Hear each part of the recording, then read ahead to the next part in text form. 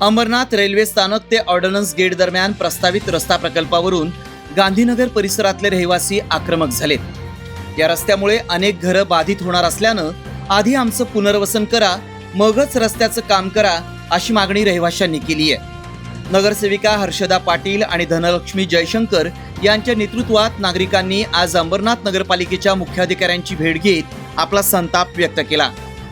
अंबरनाथच्या पश्चिम भागातील वाहतूक कोंडी सोडवण्यासाठी रेल्वे स्थानकापासून थेट ऑर्डनन्स गेट आणि पुढे मटका चौकापर्यंत नवीन रस्ता तयार करण्याचा प्रस्ताव काही वर्षांपूर्वी मंजूर करण्यात आला होता। या कामाची वर्क ऑर्डरही संबंधित ठेकेदाराला देण्यात आली आहे। मात्र ज्या जागेतून हा रस्ता जाणार आहे ती जागा संरक्षण विभागाच्या अखत्यारीत असून ती अंबरनाथ नगरपालिकेकडून सुमारे 27 कोटी रुपयांना खरेदी करण्याची प्रक्रिया सुरू आहे। या परिसरात अनेक कुटुंबांची घरं असून रस्त्यासाठी ती जागा बाधित होणार आहे। नागरिकांच्या म्हणण्यानुसार भूसंपादन, सर्वेक्षण, पुनर्वसन आणि निष्कासनाची प्रक्रिया पूर्ण होण्याआधीच ठेकेदारानं संबंधित जागेत मातीचा भराव टाकून कामाला सुरुवात केली आहे। त्यामुळे रहिवाशांमध्ये भीती आणि नाराजी निर्माण झाली आहे।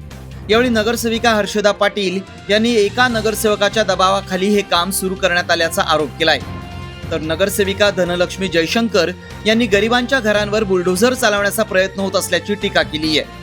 दरम्यान या प्रकरणाची पडताळणी करून सर्व कायदेशीर प्रक्रिया पूर्ण होईपर्यंत काम पुढे नेऊ नये अशी सूचना दिल्याची माहिती मुख्याधिकारी उमाकांत गायकवाड यांनी दिली आहे।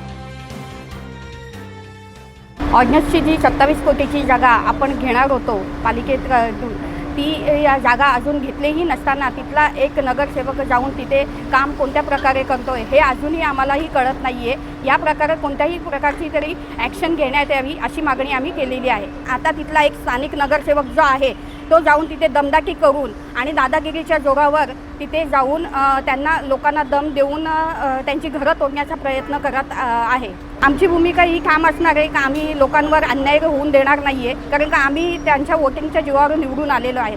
आता त्यांच्या पाठीमागे उभं राहणं हे आमचं कर्तव्य आहे आणि आम्ही उभे राहणार आणि अशा लोकांची दादागिरी आता आम्ही सहन करणार नाही। अंबरनाथमध्ये मी गेल्या 25-20 वर्षापासून बघते की एक नगरसेवक आहे तो नेहमी लोकांकडे हात जोडून वोट मागायला जातो आणि त्यांना सांगतो की मी तुमच्यासाठी आहे, नेहमी तुमच्या पाठिंबा मी असणार।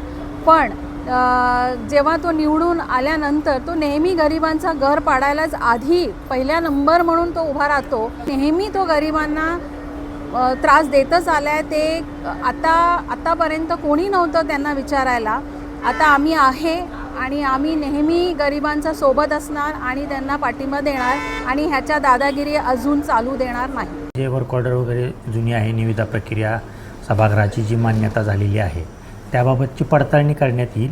परंतु रस्त्याच्या कामाची फक्त म्हणजे DP रोड विकास आराखड्यातील जो रस्ता आहे त्याच्या कामाबाबतचे आदेश निर्गमित करण्यात आलेले आहेत। आणि आत्ता जे मुद्दे त्यांनी उपस्थित केलेले आहेत की रस्त्याव्यतिरिक्त काही ठिकाणी भराव टाकण्याचे काम म्हणा किंवा जे कामं सुरू आहेत त्याबाबत प्रत्यक्ष स्थळपाहणी पण करण्यात येणार आहे आणि अभियंता यांना तसे निर्देश दिलेले आहेत की इतर कुठलंही काम त्या ठिकाणी होऊ नये।